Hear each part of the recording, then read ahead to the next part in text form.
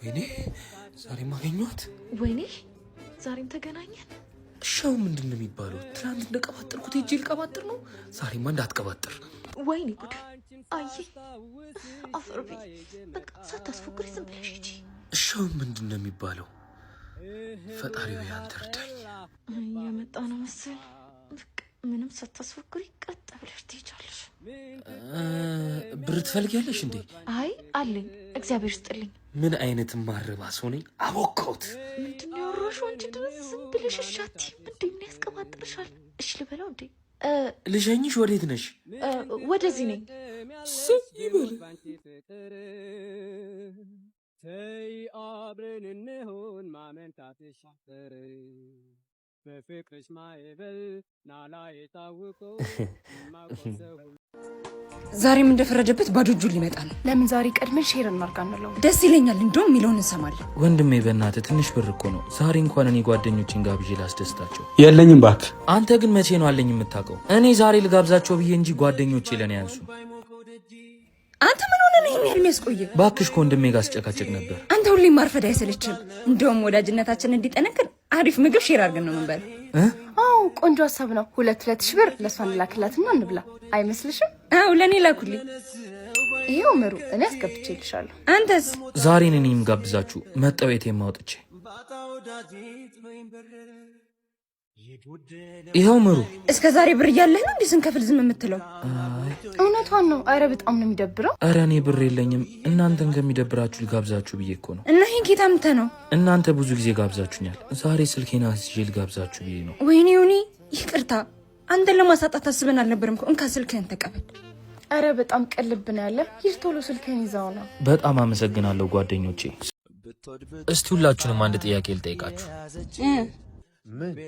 ስትሞቱ መቃብራችሁ ላይ ምን ተብሎ እንዲጻፍ ትፈልጋላችሁ? እሺ ከምሩ እንጀምር። ተመስገን፣ ደክሞኝ ነበር ተገላገልኩ።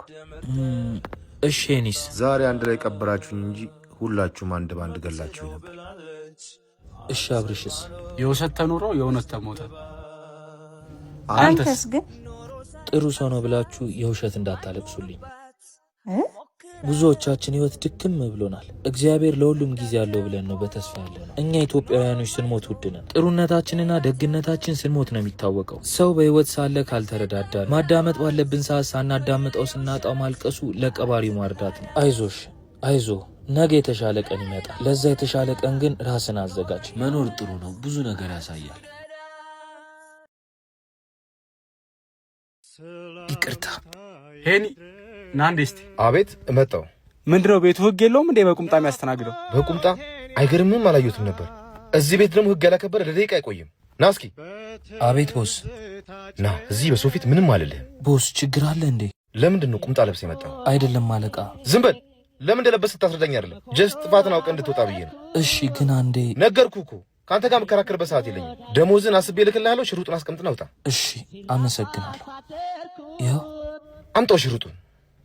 እኔ በህግ ቀልድ አላውቅም። ሄና ቀዩ አስተናጋጅ አለ? የቱ? ዮናስ። አሁን አባረርኩት እኮ። እንዴ ለምን? ብሎ በቁምጣ ይመጣል። ስማ ልብስ የተበላሽቶ እኮ ተሆነው ልቅ የሰጠኝ እሱ ነው። ምን ታሳዝናለህ። ምክንያቱም እንኳን አትጠይቅም አይደል? አባት በጣም ይቅርታ ሳያውቅ አባረረህ አይደል? ችግር የለውም። እኔም ብዙ ላስረዳው አልሞከርኩም። በሱ ስም እኔ ይቅርታ ጠይቃለሁ። እንጋቱታህን እና ደግሞ ወደ ስራ ተመለስ። በዛውም ደግሞ ምሳ ልጋብዝ። አመሰግናለሁ። እሺ ሰላም ናችሁ? ሰላም ነው። ይሄም አይነቱ ጨካኝ ነው። ምን ነው? ምን አረገ? እናቱ ከሞተች ገና 1 ወሯ ነው። አባቱ ደግሞ ታሞ ከተኛ ስንት ጊዜው። እና የሱ ጥፋት ምኑ ጋር ነው? የእናቱ 40 ሳይወጣ እንዴት ጥቁር ልብሱን አውልቆ ይዘንጣል? መዘነጡ እኮ ድሎቱን አያሳይም። አታዩ? ደስተኛ እኮ ነው። ስለ ሳቅ አልተከፋም ማለት አይደለም እኮ። የልቡን ቁስል የሚያውቀው እሱ ነው። እኔ ግን አይመስለኝም። ይሄኔ ታማሚ አባቱን ትቶ ሴት ጋር ነው የሚሄደው። የእሱን የውስጥ ትግል የሚሮጠውን ሩጫ አታውቂ። አንዳንዴ መድከምና መሰበራችን ግዴለሽ በመሆን ብቻ ይገለጣል። የሁሉም የውስጥ ትግል የተለያየ ነው። አንተ በዚህ ልክ ለምን እንደምትከራከርለት? አጉል አዋቂ አጫውት። ማን ምን እያሳለፈ ምን እየሆነ እንደሆነ አናውቅም። እነሱን ማገዝና መደገፍ ባንችል እንኳን በነገርና በመሰለኝ ከመጣል እንቆጠር። ትሽ አሽቃባጭ። አትፍረጅ፣ ይፈረድብሻል። ፍርድ የፈጣሪ ብቻ ነው። ዛሬ ዘነዘርነው ዱላ ነገ መልሶ ራሳችንን ይመታል። እሁድ እስኪደርስ በጣም ይናፈቀኝ።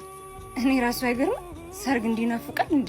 አስቢ እስቲ እኛ እጅ ለእጅ ተያይዘን እኛን ሊያየን የመጣው ህዝብ ሁሉም ምግቡን አንስቶ እየበላ እኛም እጃችንን አንስተን ሙሽራዬ እያለን ግማሹ መጥቶ ከኛ ጋር ፎቶ ሲነሳ አሸኙትም ወይ ሲባል የእናቴን ምኞት ፊቷ ላይ ያየው ብቻ በጣም ሊጓጓት። አንዴ ሽንት ቤት ደርሼ ልምጣ።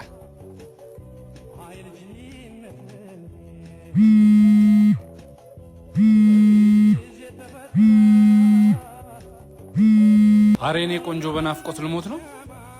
ለምንድን ነው ዝም የምትይኝ? ናፍቆቴን ለመጨመር ነው። እማዬ እየደወለች ነው። እና ነሳኸው? ምናልባት አንቺን ፈልጋ ሊሆን ይችላል ብዬ አላነሳሁትም። ልትጨቃጨቀኝ ነው? እንኳን አላነሳኸው። አሁን ቅድም የጀመርክልኝ ጨርስልኝ። የተጀመረ ሁሉ እንደማያልቅ ዛሬ ገብቶኛል። ማለት ከአንቺ ሌላ ሴት ያለ እስከማይመስለኝ ድረስ ወድጄሽ ነበር። ካም በኋላ ፈጣሪ ምን ብዬ እንደምጠይቀው ታውቂያለሽ? ምናልባት ትዳራችንን ይባርክልን ብለህ ሁለተኛ አንቺ ላይ እንዳያሳየኝ። አሁን ውጭ ከቤት እንዴ? ማለት እማዬን ምን ልላት ነው? እማዬንማ ሩም ይዘሽ ጠብቂኝ እየመጣው ነው ቢያት። አንቺ ቆሻሻ ባለጌ ውጪ፣ ከዚህ ውጪ።